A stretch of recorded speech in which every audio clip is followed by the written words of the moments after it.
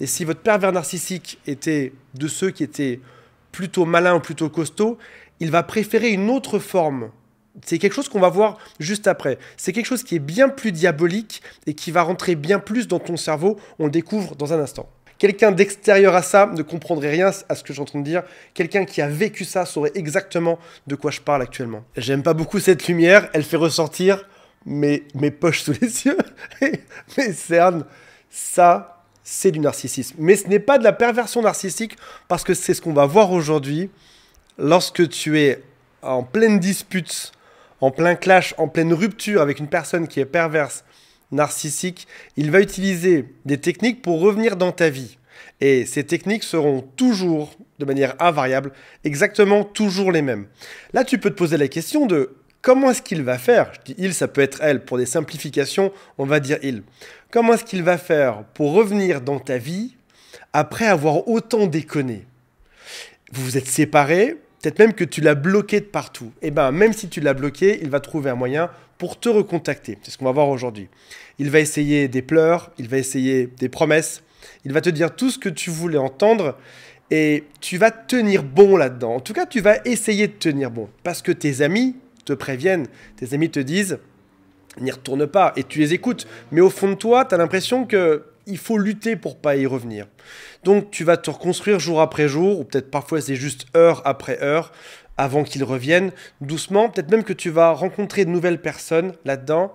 Et malheureusement, il va réussir à revenir. Il va trouver l'excuse parfaite pour revenir dans ta vie. C'est ce qu'on va voir juste après. Et éventuellement, tu vas accepter de le revoir, que tu sois seul ou à nouveau en couple. Et là, c'est échec et mat. Si tu acceptes de le revoir, tu peux être sûr que c'est foutu, tu es reparti pour un tour. On va voir qu'aujourd'hui, il faut résister. On va voir aussi qu'aujourd'hui, il faut dire à ses amis de ne rien communiquer sur toi quand tu pars. On va voir comment faire pour le bloquer. Et les techniques qu'on va voir ensemble aujourd'hui sont quasiment toujours les mêmes. C'est ce qui s'appelle du hoovering en anglais, comme Hoover, le nom du célèbre aspirateur américain. C'est qu'il va passer l'aspirateur sur toutes les bêtises qu'il a faites. Il va tout aspirer pour revenir dans ta vie. Tu vas penser qu'il va changer par la suite, alors qu'en réalité, non, il ne changera pas. Non, ça n'ira pas mieux par la suite. Même si toi, tu te sens mieux d'être parti et tu te dis, je reviens dans cette relation avec un nouveau souffle, malheureusement, ça n'ira pas mieux. Pas parce qu'on a plus d'énergie que ça va changer la chose en face. Il va prendre ton bonheur, ton nouveau bonheur, le fait d'être parti. Il va prendre tous tes espoirs. Il va tout démembrer, tout décortiquer, tout détruire pièce par pièce pour te remettre exactement dans la même situation. On parle de ça aujourd'hui. Avant de démarrer, on va voir ça dans le détail aujourd'hui. Avant de démarrer, si vous le souhaitez, abonnez-vous à cette chaîne. Il y a aussi un quiz qui s'appelle « Est-ce que cette personne est perverse, narcissique ou pas ?» Il y a aussi un lien pour m'appeler. Et on va voir en détail comment est-ce qu'il utilise chacune de ces techniques. Je vais même faire tenter quelque chose de l'ordre de la voyance. Je vais vous dire les phrases qu'il vous a dites pour voir si vous y avez succombé à l'époque ou pas. Commençons par l'extrêmement classique des pleurs. Je sais que c'est étonnant de voir un homme pleurer, parce que les hommes pleurent, mais pas non plus tant que ça. Et tout d'un coup, tu peux le voir. Alors, je dis pas qu'il y aura chacune de ces techniques en dessous, mais en tout cas, tu en as forcément l'une d'entre elles qui va utiliser à chaque fois. Donc, s'il n'y a pas de pleurs, c'est que toi, tu as la prochaine. Ce qui va être surprenant, si jamais ce pervers narcissique utilise de la technique du pleur, c'est que c'est extrêmement réaliste. Tu as vraiment l'impression que cet homme va mal. Il pleure, il peut même se rouler par terre, extrêmement dramatique. Ça peut même aller plus loin que ça, il ne mange plus, il dépérit. Tu te dis, pour qu'il vive quelque chose comme ça, pour qu'il me montre quelque chose comme ça, c'est que c'est forcément vrai derrière. Pas du tout. On a affaire à un très bon acteur qui peut quasiment sur commande, à la demande de quelqu'un ou selon l'occasion, se remettre exactement dans cette même situation. Et des fois, parce que certains clients m'ont dit, lorsqu'on ne regarde plus cette personne, il se relève, il reprend sa vie normalement au bout de juste 3 secondes. Mais tant que tu regardes, en tout cas, il aura cette posture de pleurs. Il y a aussi les promesses qui sont peut-être plus fréquentes que les pleurs. Les promesses, c'est « je te promets que je vais changer ». Et tout à coup, tu entends tout ce que tu as toujours voulu entendre pendant la relation. Alors, au tout début, pendant la phase de lune de miel, il t'a dit ses promesses. Il t'a dit tout ce qui allait se passer de génial dans votre couple. Après ça, descente aux enfers. Et dès que tu pars, c'est le retour des promesses. Un peu comme un politicien qui veut se faire réélire. Sans aucune allusion à aucun homme politique, je tiens à la paix sur ma chaîne YouTube. Donc, par exemple, tu veux des enfants, il va te parler d'enfants également. Tu veux un mariage, il va t'en reparler. Tu veux du calme parce que tu en as marre de toutes ces crises, il va te dire que c'est fini. Tu veux qu'il arrête de boire, tu veux qu'il arrête de te voler ton argent. Tu veux déménager, tu veux tout ce que tu voulais. Globalement, il te le donne là, maintenant. Et il te promet sur tout ce qu'il a de plus cher que oui, tu vas obtenir ceci parce qu'il va changer. On parle, alors deuxième terme anglais, on a vu le hoovering juste avant. Là, on parle du future faking. C'est simuler, c'est un faux futur. Il te peint un tableau de quelque chose qui devrait arriver plus tard et qui, bien sûr, n'arrivera jamais. Alors parfois, les gens me disent, Antoine, comment est-ce qu'il fait pour me dire des choses qui me touchent autant à cœur et comment est-ce qu'il peut savoir que c'est ce dont j'ai envie? Parce qu'en réalité, lorsqu'on est quelqu'un de gentil, peut-être comme toi tu l'es, en l'occurrence quelqu'un d'honnête, dans notre discours, on dit des choses, on se dévoile beaucoup dans ce type de relation, on dit la vérité. Lui en face n'a jamais dit ce genre de choses. Il a simulé des choses. On ne connaît pas grand-chose sur lui en réalité. Nous, on a dit des choses qui étaient vraies et là-dedans, on a dit quels étaient nos souhaits les plus chers, les plus tendres. Quasiment que ce qu'on veut sur Terre, c'est marqué sur notre front. Donc il n'a pas à chercher très loin et en fonction de sa cible, il va dire exactement à sa cible ce que sa cible veut entendre. En l'occurrence, c'est toi sa cible-là. Tu voulais des enfants, il va te parler de ça. Tu voulais un mariage, quoi que ce soit que tu veuilles, tu l'as répété au moins plusieurs fois au cours des derniers mois ou des dernières années de relation.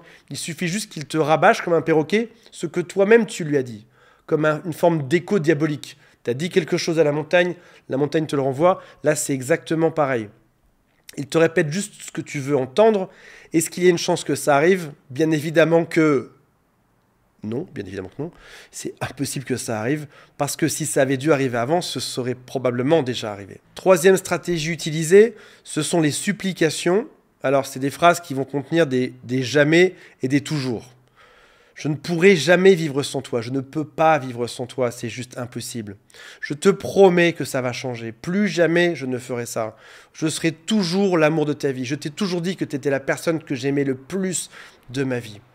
Et bizarrement, sur ces deux derniers points qui sont pourtant très classiques, donc les pleurs, ça arrive de temps en temps, promesses et supplications, c'est fréquent, mais il y a quelque chose de plus malin que ça, et si votre pervers narcissique était de ceux qui étaient plutôt malins ou plutôt costauds, il va préférer une autre forme.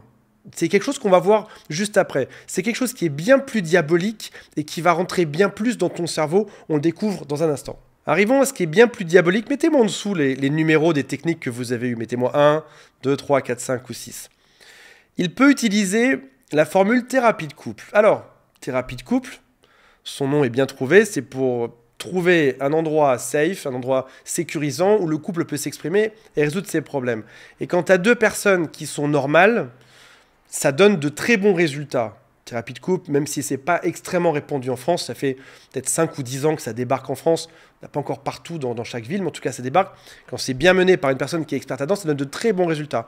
Sauf dans une situation, quand tu es face à une personne qui est manipulatrice.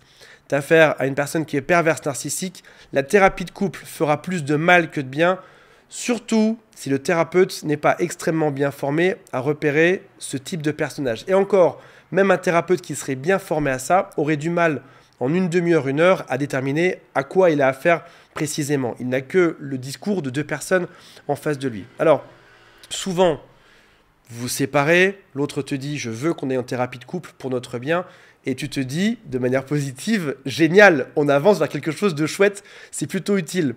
Sauf qu'en réalité, il ne te propose pas ça au début en général de la relation, il va te proposer ça au bout d'un certain moment. Il faut qu'il y ait déjà eu pas mal d'eau qui soit coulée sur les ponts, à un moment où tu es déjà un peu confuse, tu ne sais déjà pas exactement trop où t'en es. À ce moment de la confusion, il te propose ça et tu vois ça un peu comme une bouée de sauvetage et tu te dis qu'enfin tu vas avoir des réponses à ce que tu vis. Pourquoi est-ce que tu es dans le brouillard dans ta tête? Pourquoi est-ce que c'est de plus en plus confus? Tu es même content de ça et tu as même la foi dans le fait que cette thérapie de couple va aider. Sauf que sur place, il se fait passer pour le mec parfait ou la femme parfaite. Tu as affaire à un acteur qui est très habile et qui va renforcer le brouillard mental que tu as.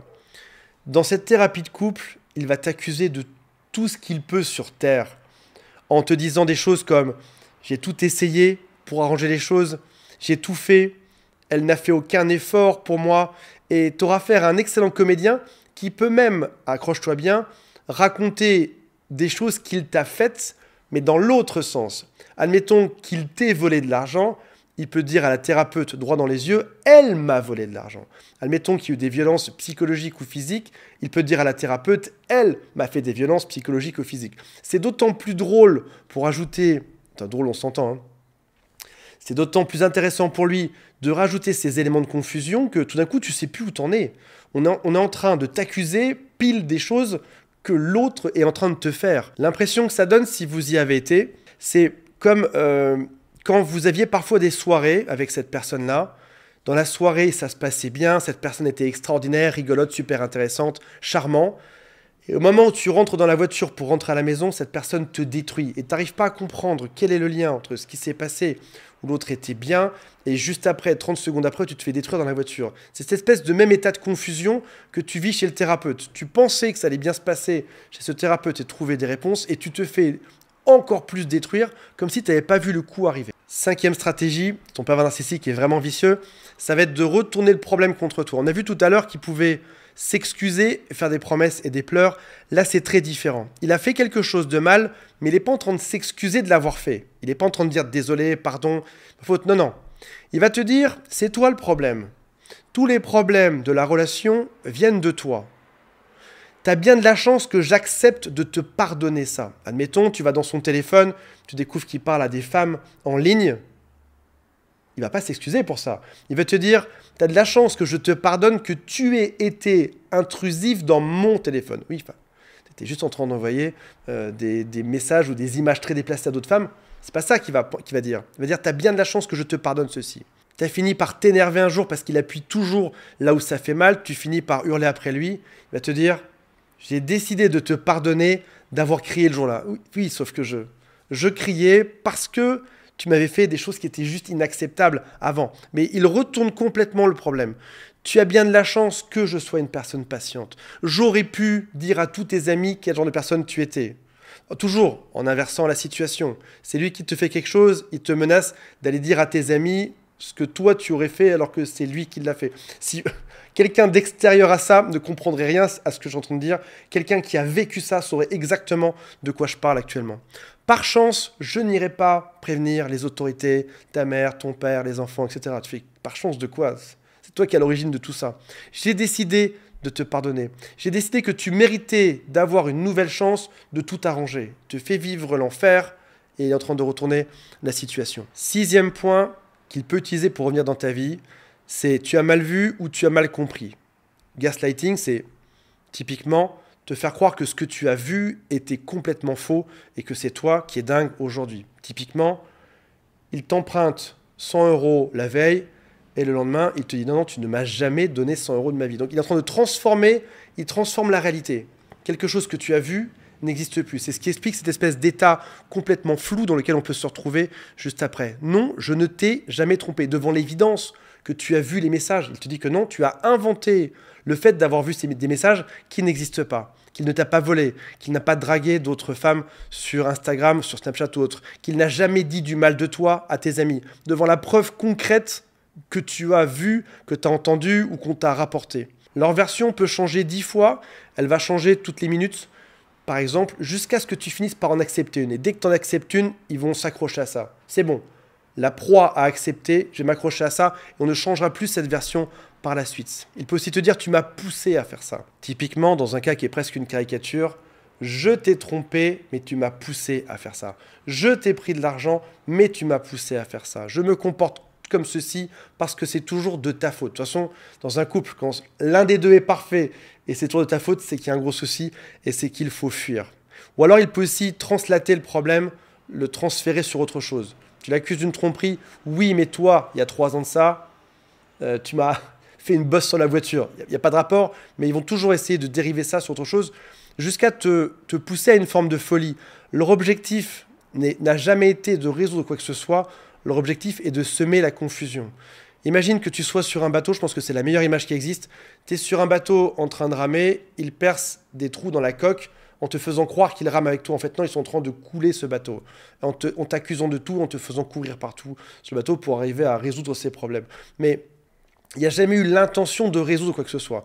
Et c'est là qu'on arrive sur quasiment de la folie, qui est quasiment palpable dans ce type de couple. La folie, c'est que tu essayes gentiment, avec de la logique, de réparer ou d'expliquer ou de trouver des réponses là où ils te font croire qu'ils travaillent avec toi pour trouver des réponses, alors qu'en fait, ils cherchent juste à épaissir le problème. Donc plus tu mets de la logique dedans, plus le problème sera épaissi. Plus tu mets d'énergie globalement là-dedans, plus le problème sera gigantesque et moins tu comprendras quoi que ce soit. Le conseil reste toujours le même là-dedans. Les pervers narcissiques, on a gagné la partie lorsqu'on est parti. Donc partir, couper, dire aux amis de ne rien transférer comme information et surtout ne plus reprendre contact avec ce type de personnes. Voilà mes amis, j'espère que ça vous a été utile. On se retrouve prochainement. Salut à tous, bye.